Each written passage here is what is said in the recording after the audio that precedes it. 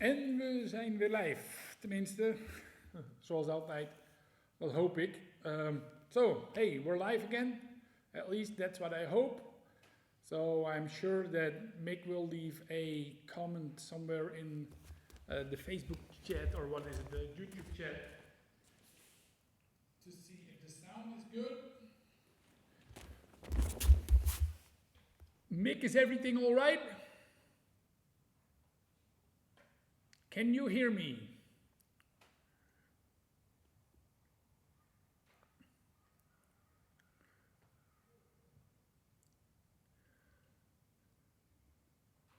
Please tell me, can you hear me? Loud and clear.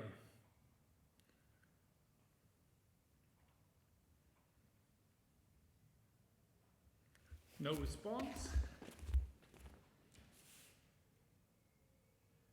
Mic is on.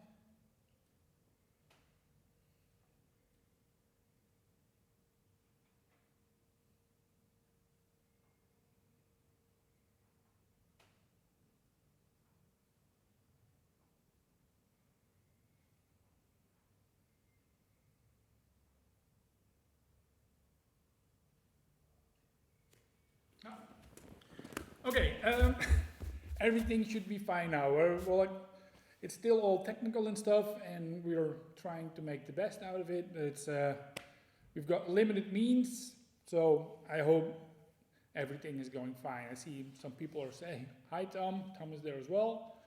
Good to see you here. Well, this morning's, whatever time zone you're in, topic maybe for some people isn't that sexy. Falling. So, what do I have to tell you about falling? It's definitely not a topic or like exercises that a lot of people like, especially as we're getting older. And yes, I'm getting older too. Not as old as some of you, but still, the years start counting. So, today and maybe tomorrow, it depends on how much time we're going to spend on it today. I'd like to give you some tips about falling, teaching how to fall, how to keep practicing falling yourself. And the most, important thing I think is you have to keep falling. So usually what we do as teachers, first we're students and then we learn to fall and everything is okay, and then we're starting to teach ourselves, and actually then we're more busy throwing others and not falling that much ourselves. And then suddenly, you notice, my falling isn't that good anymore. I'm not, as naturally relaxed anymore when I'm doing falling. And then what you have to do is pick it up again. And of course, we don't have to compete with 20-year-olds, definitely not. The things they do, they are not for us, but still, okay. I think when you're teaching how to fall, and I've noticed that over the years, when I was doing, when I was young and teaching how to fall, I didn't, pay attention too much, how to gradually build things up. I could do it, and if I could do it, then everybody should be able to do it, right? Well, wrong. So, in recent years, I've picked up falling again for myself, and I'm trying to find a way, how can I keep falling interesting for myself? How can I keep myself,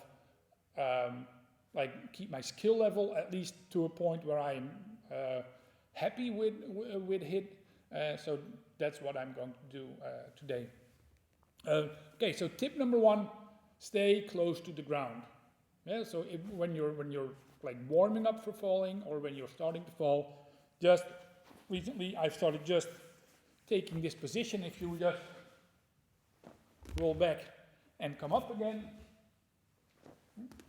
that's probably something a lot of people should still be able to do.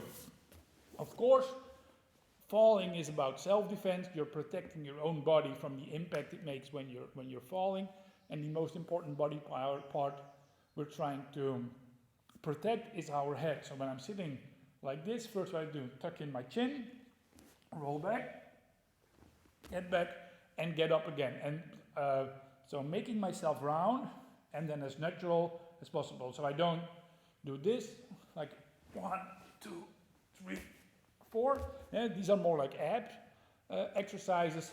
Just 1, keep yourself comfortable here. 1, 2, 3. Like this. A added bonus to this is that from here you can easily, like if you just change one leg, it's quite easy to get up and get to your utagi, like your tumbler break fall. So also when you're teaching younger kids, if they're familiar with this position, one leg is already forward, so if they go back and up, it makes it easier for them. Oh, there's the sun again. So it makes it easier for them to get up and fall. And we just had daylight savings time, like the change last weekend, so we put it an hour later before, means that we probably have to move it, for us even more like an hour, so like 7:30 or something. Well, now we'll just continue. So just start from this position, roll back, and get up. And then what you can do is, or you can tell them first, like if you want to teach them how to change the feet, so you go, oh, now you've got your right foot forward. So roll, change, left. Roll, change, left. Like this. I'm going to teach from this angle. Okay? So now my right foot is forward. So change here, 2, 3, 4. Okay, there is this, I'm not really sure if it's a discussion or not, but there's like a whole lot of people who say you always should have the ball of the foot on the floor when you roll, because then it makes it easier to stand up. But if I've got my foot flat, actually I don't have a lot of trouble getting up either. Okay, so keep it small. Here, also when you're going back in this one, recently what I've started doing is just put this arm out and let my shoulder almost touch my knee, and push your butt back. So 1, then roll, and get up again. Make yourself as small as possible. Roll, up, and here. A thing that I'm always telling my students that's quite important, because when we're doing the otagi, the tumbler back and forward, we often, or at least I often made this mistake. So like I'm going back, now my leg is in a straight line, so I'm rolling back, and now when I get up, leg should be in a straight line again. And what do we often see? 1, 2, and the leg ends up a little bit like this, and that's bad on your knees. Especially when we're doing tumbler, we're changing, so what you see is like going in one direction here, and then we do something like this to make the change. And I would say, okay, you're rolling, 1, make sure you've got your leg straight forward again, then move it in, then change. So always keep this leg in a straight line. Here, this is for your knee. If this stays straight, this is no problem. If you've got this and then you want to go up, that's not good for your knee joint. So if you experience some problems with your knees from falling, you might want to look at, hey, when I come out of my roll, is my leg still straight? Is my knee pointing forward and not to one or either side? So, falling, make yourself small, low to the ground, roll, and get up. You know, that's, again, almost everyone should be able to do this. It's a good entry exercise, so when people are starting to learn falling, just let them do this. And it's for the older folks, let's say 40 plus. This is also an easy thing to do. And you can just say, look, now I'm one leg straight, the other one bend, and now I'm going forward and up, or backward and up, sorry. Okay? And also from here, 1, 2, should be easy to get up and keep your leg straight. Okay. The other thing, again, like low to the ground techniques, like when you start so we usually build them up. It's like a sitting one, and then there's like one from a squat position, and then there's one from a standing position, and then later you can go into jumping as well. But we all have them. So for the back fall, the regular back fall, Hubang Nakbeop, it is both legs forward, cross your arms, chin against your chest. So move back, hit, and back. So chin in, back, and up. So this is for the regular back fall. For the side fall, okay, the lying one is just get the right position. A little bit more back, I see. So keep your left knees pointing up, all the way up, not inside because we don't want the ball crusher. So up, leg not out, but they don't have to be like one straight line. You want to like spread the impact a little bit. Make sure that you're on your side. Some people end up on their back. So really on your side, arm straight, the other arm just, of course, not like this. Bad for your shoulder, bad for your elbow. Chin to the floor. And now just roll from one side to the other.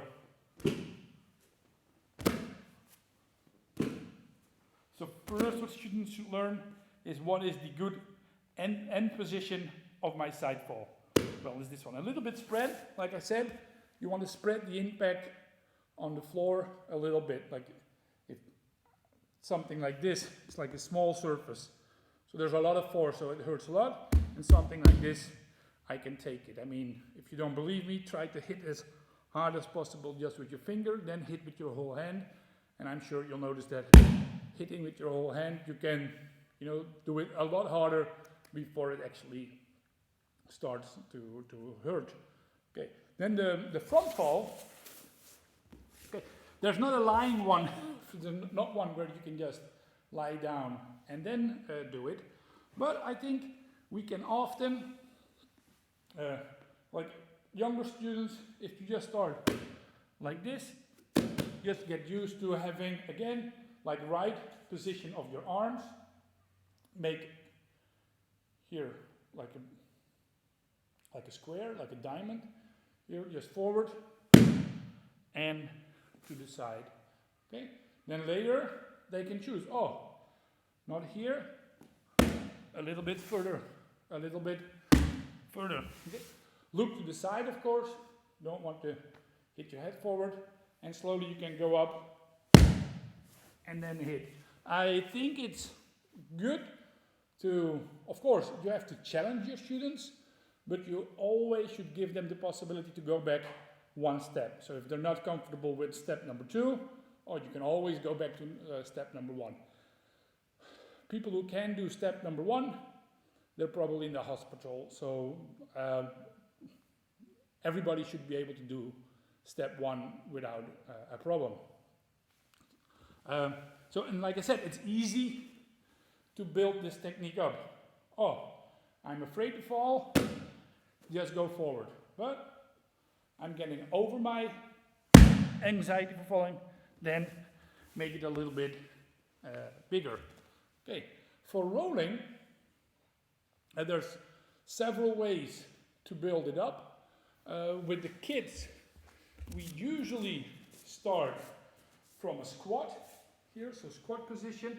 And first we tell them just make like your basic roll with your hands forward, and just to see if they can do it. And if they can, then instead of putting your arms forward, just place them to the side, tuck your chin in, make like a roll bar with your arm, and roll. So that's easy. There's an easier one, and this one is from the knees, but it looks a little bit different than you might be like familiar with. Instead of moving my arms in, I'm moving one arm out. So what I'm doing, I have the ball of the foot in the mat, so I'm just moving forward, out, and putting my whole arm on the floor like this. So you're turning your arm, the back of your hand touches the mat here, one, look sideways, and now that's why you need the ball of the foot in the mat. You push yourself forward like this. Yeah, it's a very it's like there's no impact whatsoever. So one more time. Sitting like this. So moving your arm out. If you want to do the left side, that's good too. Just place the whole shoulder on the mat. Slowly crawl forward and roll over. Going to show that one time from the side. So that's also like if I don't have the the ball of the foot. Now I cannot push myself forward. So I'm putting the ball of the foot in the mat, looking sideways. Maybe this one is easier here. So slowly just push yourself over and roll. A very easy roll that you can do from your knees. And the same way for your back roll. Also, you can just start sitting. You do is like one, but maybe like turn it and over. So almost like your arm is going back, one and over. What do a lot of people when they start falling have problems with, especially when they start at an older age? Okay, like I'm 1 meter, 80 centimeter, something like that, so about 6 feet. So if I would start, and I've got no experience in rolling whatsoever, my head is now at a height of 1 meter 80. Then it's going all the way down and then all the way up again. That means that my balance organs get like 2, which is a lot of like, distance to cover, first up and then. So people get dizzy, people don't like it, people, ugh, I don't like this falling. So by making the fall a lot lower, so you're making this wave, like again, otherwise like 1, 2, it's a very steep wave. Try to flatten the curve. Well, this day about Corona, we all hear about flatten the curve. We don't want this curve, we want this curve. So for people learning how to roll, first flatten the curve. So make the fall, the up down, as small as possible. Then, so also, if you just start from squat here, hands to the side, tuck in. This is your roll bar. Roll forward. Yeah, you can see there is little to no wave there. And then slowly people can say, okay, instead of going from a deep squat, let's take a half squat here. Head in, slowly roll and go back. At this point, what becomes important is for people to feel their balance. My front leg probably, or is, the point where I have to tip over. If I'm, now all my weight is on this side of my foot, there's no rolling for me. But if I slowly move my weight forward, now I get to that tipping point. So leg out, slowly find that tipping point, and then go. So really let students find that tipping point. So I think like we're very, put your foot here, put your leg, 1, 2, in, and then just push yourself. Okay, this is good, but now just let them go gently forward until they, I can't go any further. And then roll. So let them find that tipping point. It's easy to find, it's easy to feel. And you know, we're always talking about balance this, balance that. This is like the first thing that they should learn. Oh, look, here is balance as well. Here is this tipping point. Oh, later you can feel this tipping point in your technique. So we can also do the variation I just did with roll. Like I said, probably you're used to having your arm inside, but you can also push your arm outside here. Of course, head in and roll. Let me show it from the other side. So here, so my left arm isn't going in. Actually now it's going out. 1 and roll.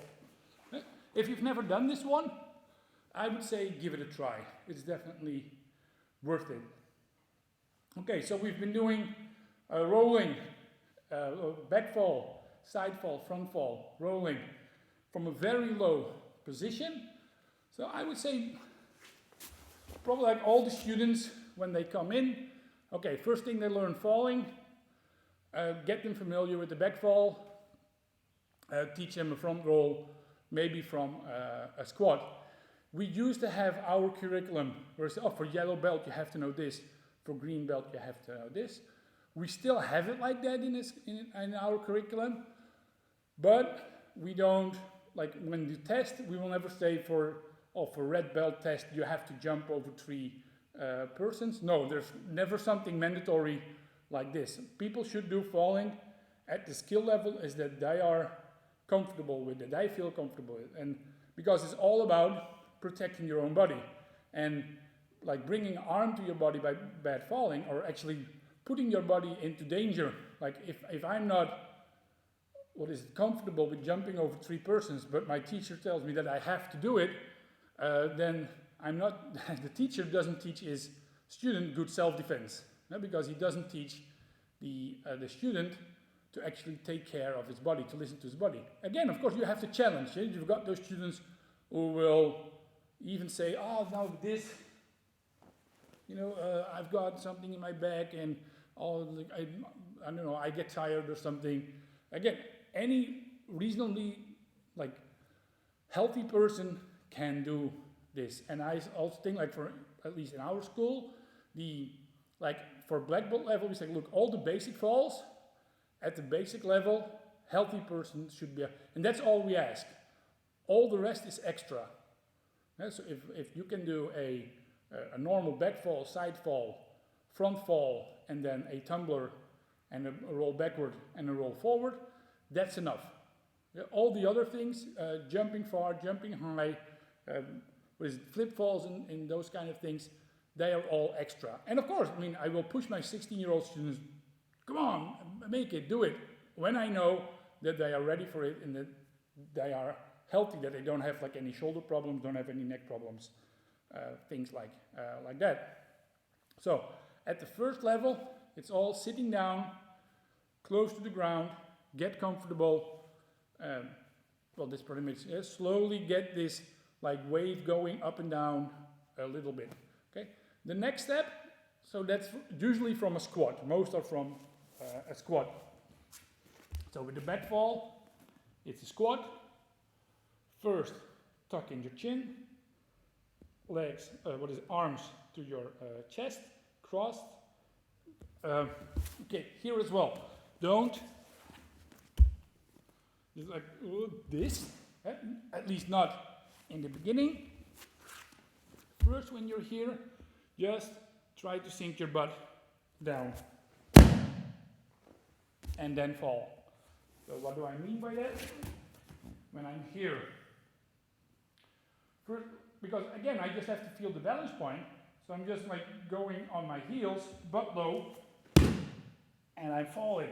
Then, the distance from my butt to the floor is maybe 10 centimeters or something. Not high, at all. Then later, when they get more comfortable with it, then they can do like a little bit more, 1, 2, or maybe even like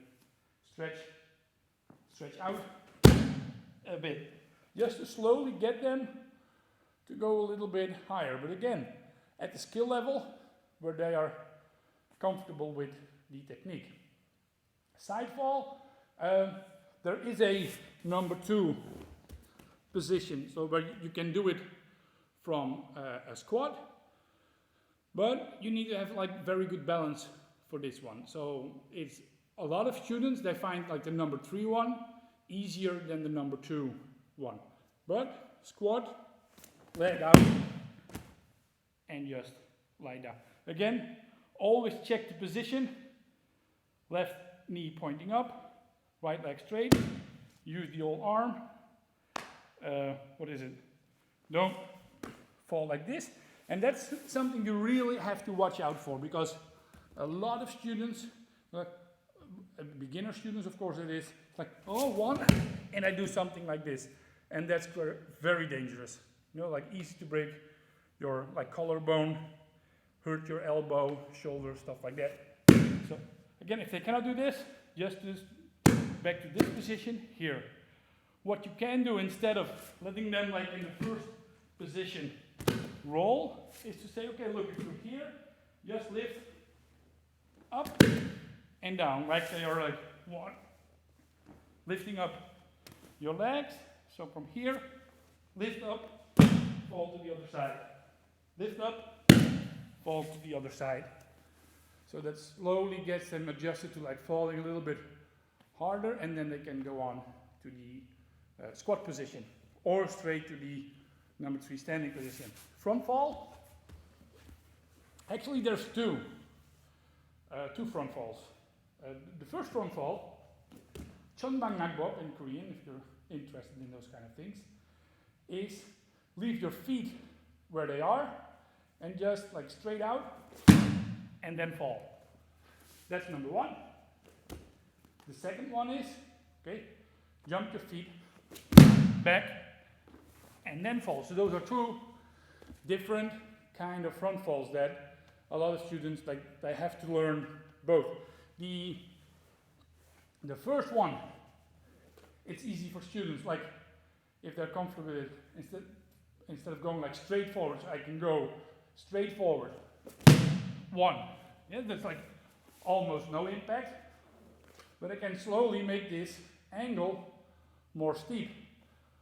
So I can go up and then fall. But again, at a level where students feel comfortable with it. The other one, kicking back, usually I think students like this one better. It teaches them to spread the legs. By spreading the legs, you're spreading the impact of the fall. And this one is easier to go to a jump. So if you eventually don't want to go to a jumping one, you can start from a squat. So, and just like instead of kicking my legs back, I can say, okay, I'm going to maybe jump a little bit higher. Again, if that is what they want. Then, the backward roll. Or actually, we have the tumbler, and then first you've got the backward utogi. So the 1, so step, down, back, here, and then get up. The thing here is, try to get up, I would say that, as effortless as possible.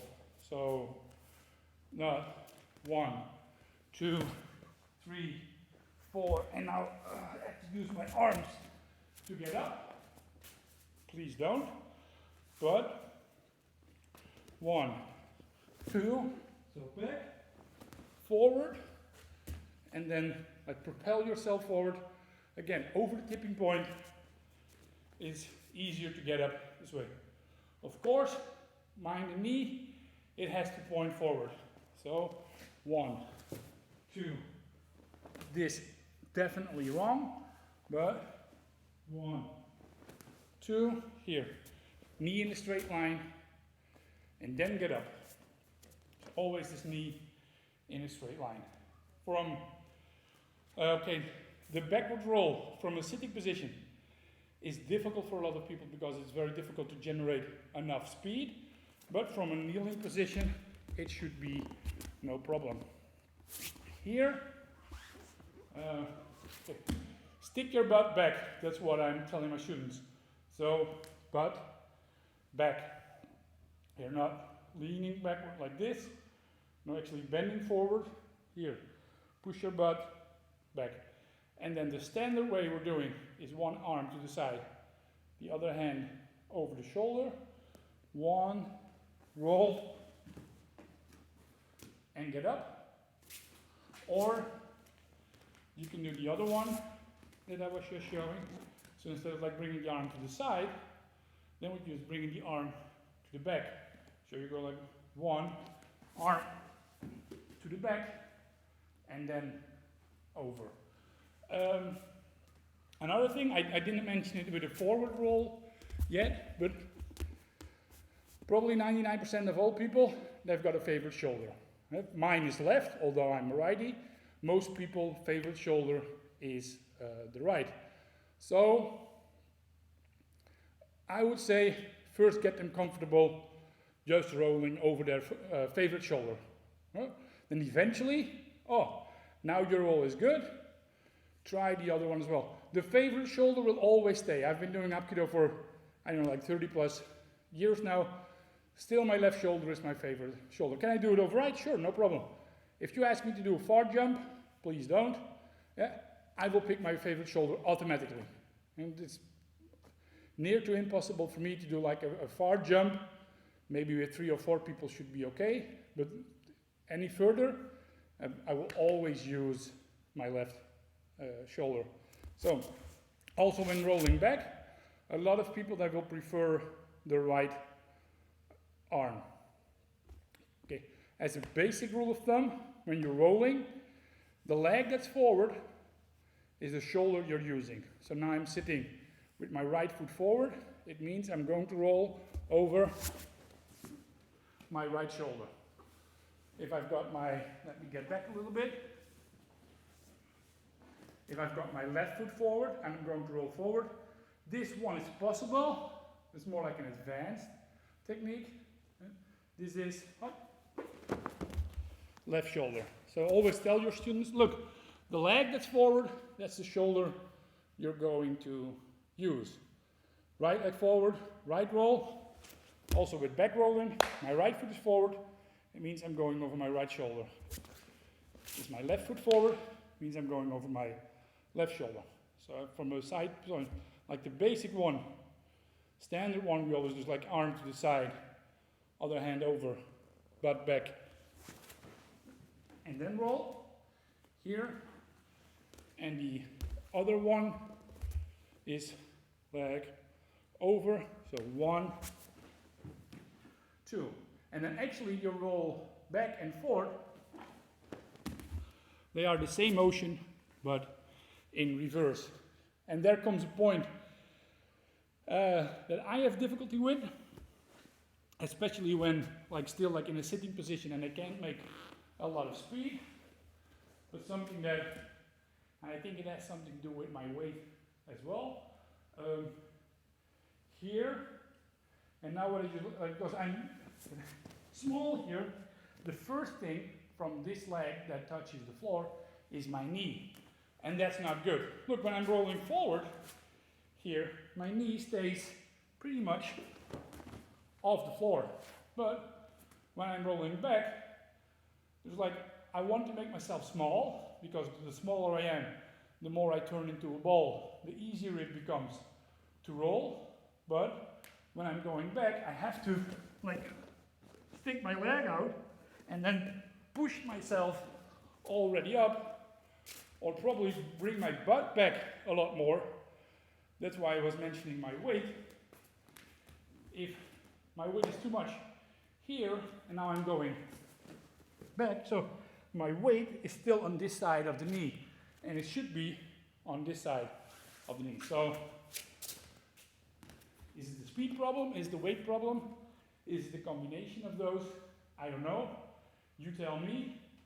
So, but try. 1. Push your back, like more. 1. And then out.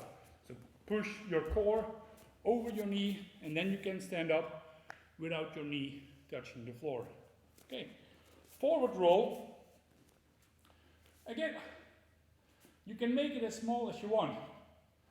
So this would be like standing is position number 3, but position number 2 can be a squat.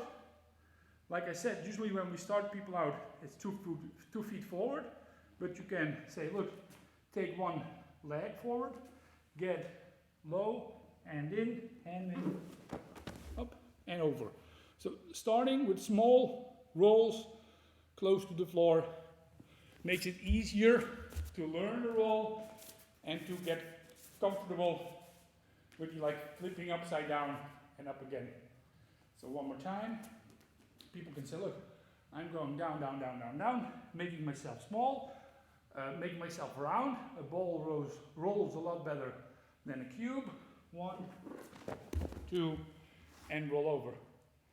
And now, okay, you have to stay relaxed. If you're too tense, so that's the problem with working too much with certain positions, and we'll get to it later. If I'm here, when I say, okay, 1 leg forward, other foot, other hand on the floor, this one in between. Now what people do is like they take a very rigid position, which for when I roll, and this is like the roll bar, is okay, but like it's like a tense object, rolling. So it's like now it's like a lot of tension on the shoulders, and that's not good. So slowly, already starting from here, so instead of like putting your arms down very tense, like make it soft and roll. And it also gives like a lot less sound. So when you're doing this, it will be less noisy than when you've got a very rigid position. So we've done the back fall, side fall, front roll, and back roll a little bit from the first position, which is as close to the floor as possible. Then we've done them from a squat position, so usually all from a squat. And a squat, it can really be a squat, or it can be like a half squat somewhere in between. So again, students can build it up to a level where they're comfortable in. So this is probably everybody can do, but hey, 1, 2, a little bit more, a little bit more. So there's, of course, it's not just on the floor, squat and standing. Between squat and standing, there's a lot of in-betweens that people can go to if they want to. Okay, so now we're going to the standing one. Back fall, I'd recommend first just butt to the floor. So arms crossed, chuck your chin in, just sit down to the squat, fall, and then get up again. Later, instead of bringing your butt to the floor right away, first put yourself in a position where you feel, oh, I'm losing my balance, I'm already falling. But also then, first thing you do, butt down. So you're going down, bring your center point down. And then, again, it makes for less, if I'm standing like this and now I'm letting myself fall, well, I couldn't even if I want to try. But even if I'm like off balance here, first down and then fall, I can absorb the fall a lot easier. So beginner students, they already like around yellow belt, they should be able to do this. It's like 1, 2, 3, and then get up. But as they progress, you say, okay, first bring yourself out of balance, then hit, and then fall. Gives a little bit of harder fall, but again, at, let's say green, blue belt level, they should be able to do this without a problem. Okay, then the next, side fall. So now again, we're talking about probably like orange, green belt level. So people have been training with us for what, 6 months already at least? So just to illustrate how gradually we're building it up.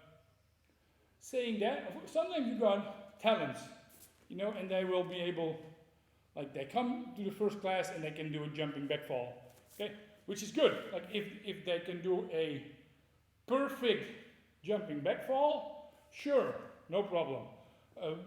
What's actually more the case is the kid isn't afraid to jump, and he doesn't mind the hurt because it hurts, but the teacher says I'm doing great, so he jumps anyway. That's behavior we should try to stop. So no, yeah. And even though if you can do, let's say, level 5 standing jumping back fall, fine. But I also want to see that you can do number 1, 2, 3, all the in-betweens. Yeah, I will test you for that first before I test you for the higher ones. And again, like then when you're getting older, you can go from 5 to 4 to 3 to 1, and you can ease down into just sitting on the floor and moving a little bit. Okay, side fall. So, side fall, we do it 1 step forward, then I'm bringing my leg forward, and I'm falling. And again, this way, I can control how hard I'm falling. I can do like step forward, and then like already go all the way down, and have like no impact whatsoever. But if my technique is good, no problem. Slowly I can go, okay, instead of like trying to go as low as possible, lift my leg up and then fall. And there might be students, it's okay, I'm going to like kick that leg up and then fall. And then when they kick up their leg hard enough, they can start into a little jump if they want to and if they feel comfortable with it. But again, from here to there, there's a lot of in-betweens that students can use. And so it's, as teacher, it's not our goal to push the student from here to there. No, it's our goal to push the student from here, or not even push, challenge the student to go from here to here, then challenge him to go here, challenge him to go there, challenge him to go up, or her, of course. So, again, you don't have to go, it's not rigid, there's just a 1, there's just a 2, and there's just a 3. No, there's a 1.1, a 1.2, a 1.3, etc., etc. Falling, okay, the first one where you go flat forward eventually ends up from a standing position. But you have to be quite comfortable in your shoulders, you know, like have no, injuries or whatsoever if you want to do that. But this one, look, okay, like I said, I'm like 6 feet tall, like 1.80 meters. If I'm here and I'm falling down now, bam, there's like 1.80 meters, like, I don't know, something, Galileo figured out for us, like times 10 and your weight, and it's going down and it hurts a lot. But if I place my feet wider, hey, now I'm not at 1.80 meters, or at 6 feet, now I'm at 5 feet or maybe even 4 feet. So now I can go forward, do the same fall, and because it's less high, it doesn't hurt as much. The jumping one, okay, again, you can stand here and jump backward if you're not comfortable with it. Instead of like going to a whole squat, go to like half a squat, like somewhere here, and now jump and fall. And then you can slowly bring the squat higher, or back lower if you want to. Like I said, this one usually students have less problem with it than the one where you're going forward. It's kind of like hard for them to keep their body rigid and then just absorb the impact. This one, because you're jumping, you're tending to spread your legs out a lot more, so you're spreading the impact a lot more. So you can stand, can go down a little bit if you want to, but just kick your legs back and then fall.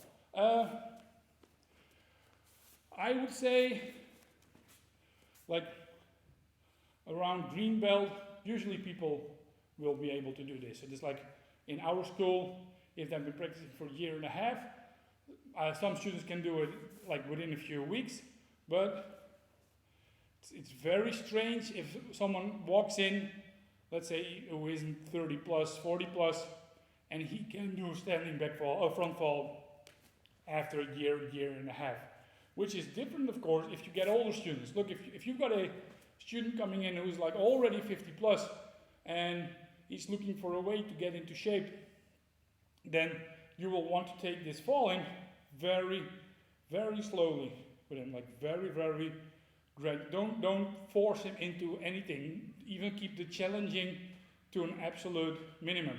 Just let him, her progress on her own. And there's, of course, and I will see younger people doing other stuff and just tell them, look, don't worry, that's not what we're aiming for. We just want to learn you how to keep your body safe.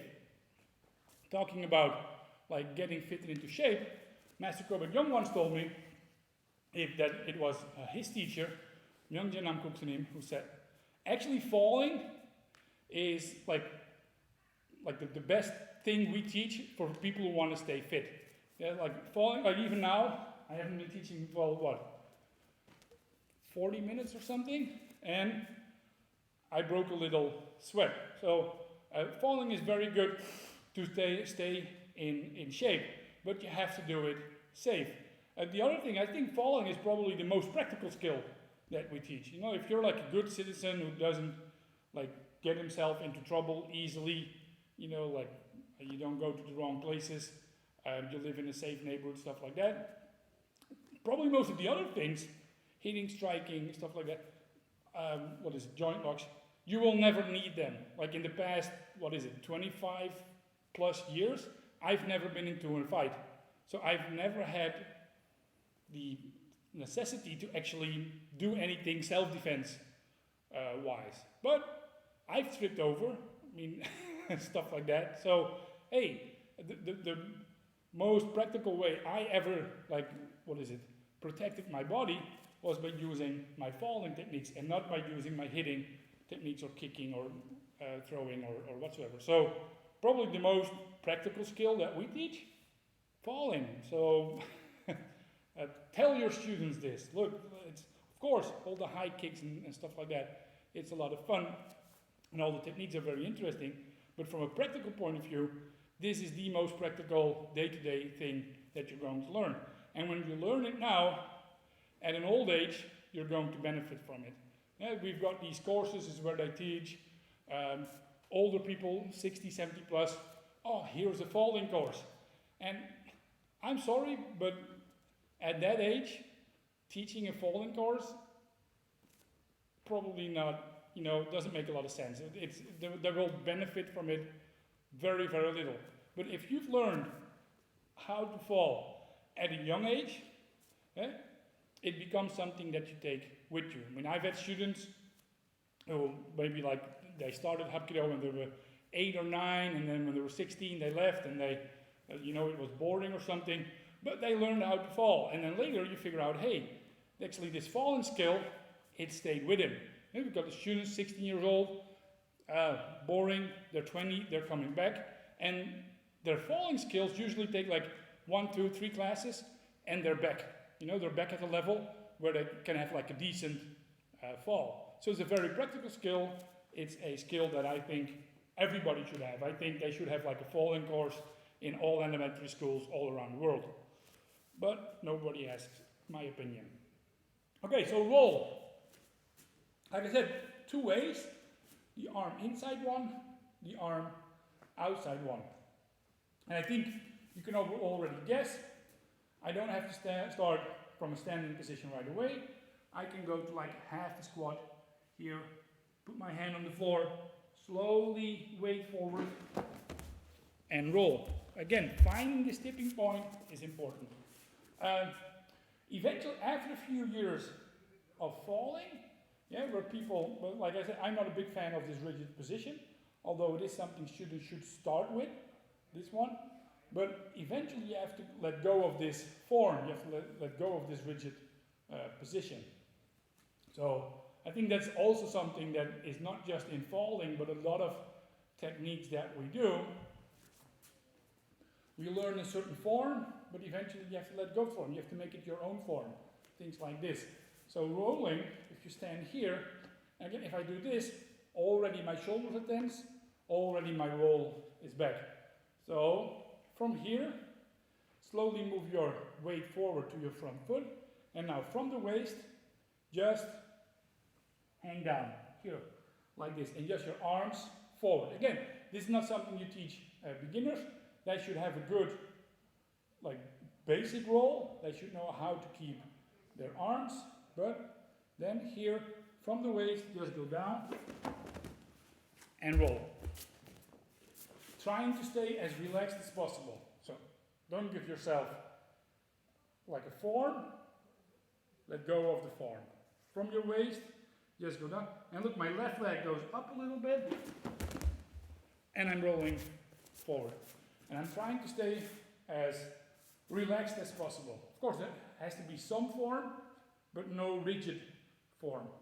Just shoulders low from the waist, all the way forward, and then roll. And this is a roll that is like very comfortable, but you first need to learn the basics before you can do this one. And then with roll, we also get things like, okay, standard, left foot forward means left shoulder roll. But now, I've got my right foot forward, and then students should still be able to make a left roll if they want to. Or no, not if they want to, because we want them to do that. But last week we were doing hankumdo, and said, look, with pikyabegi, you always hit to the open side. But there's also pikyabegi that goes over your leg. So the basic roll, again, is going to your open side. But there is a roll, is where you're going over and then rolling. So you get all these little variations. This is the basic one. This is the one you should do. People get comfortable in. And then when you, the first time, you let them do this, they go like, huh?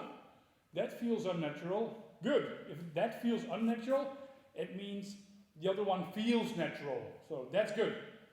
Now slowly you have to relearn and make this one feel natural as well.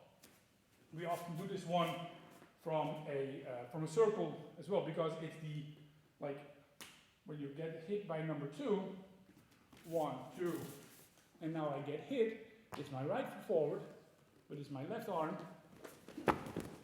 that I have to roll over. So also people have to get used to this one. Final one, combination roll, forward, backward.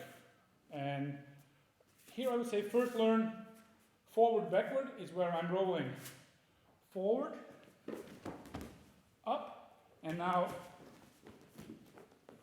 backward.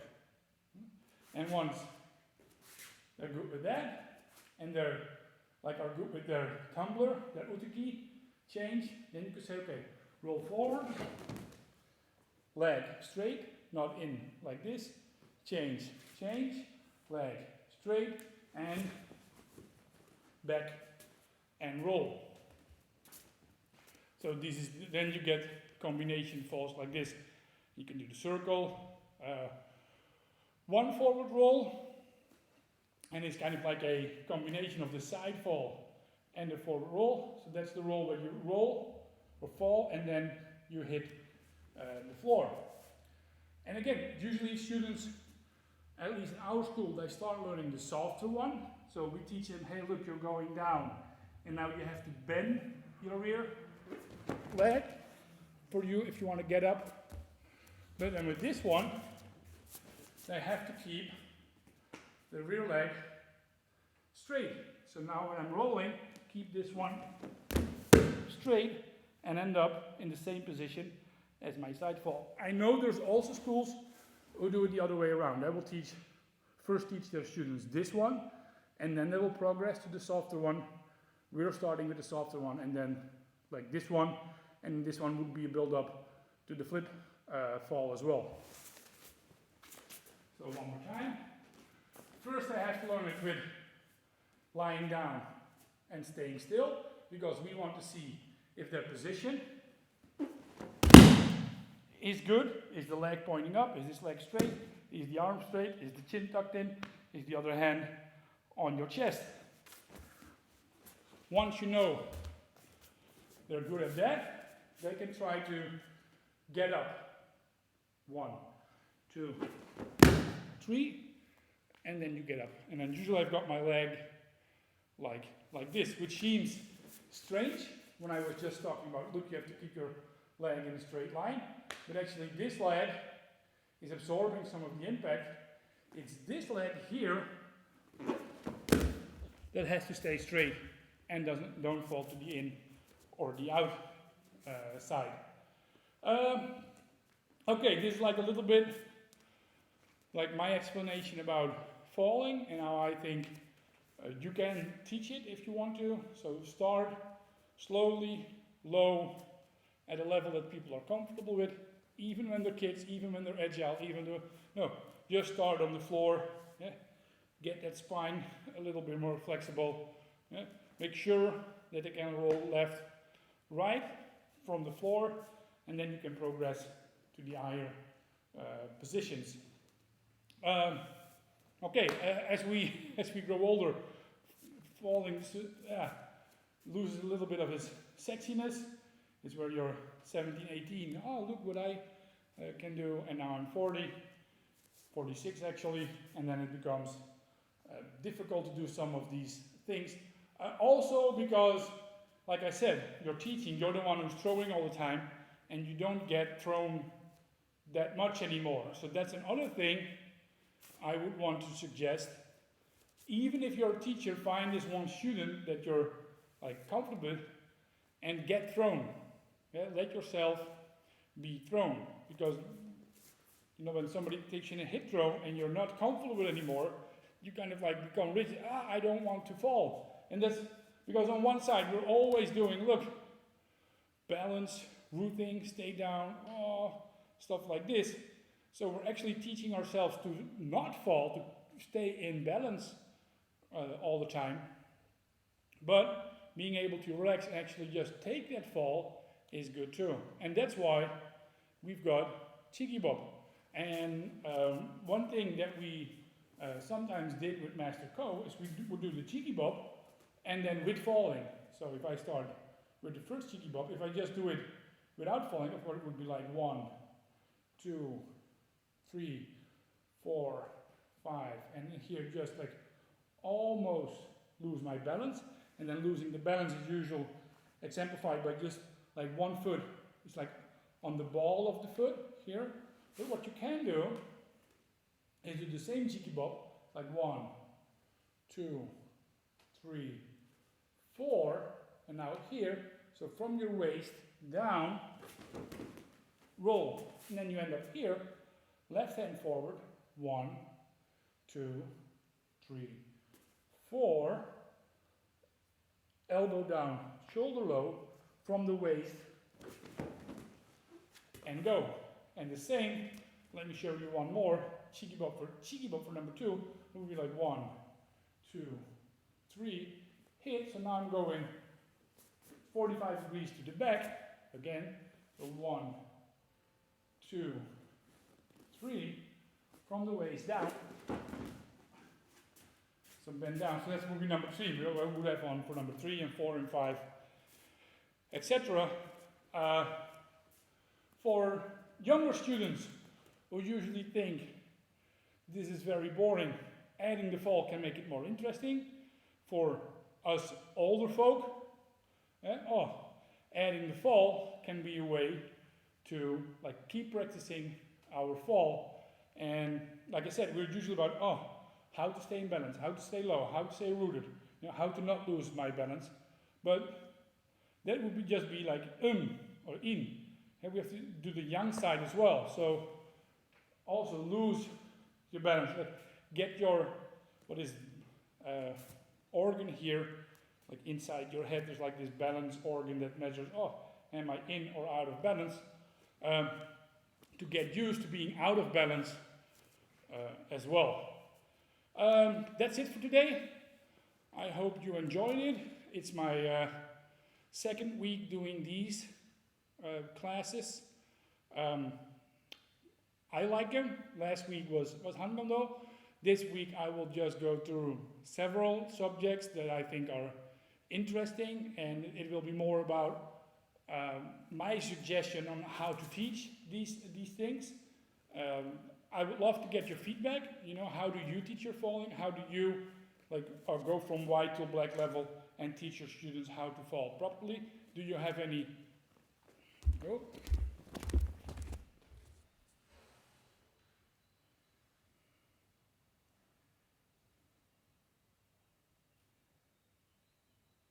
And back on the other camera.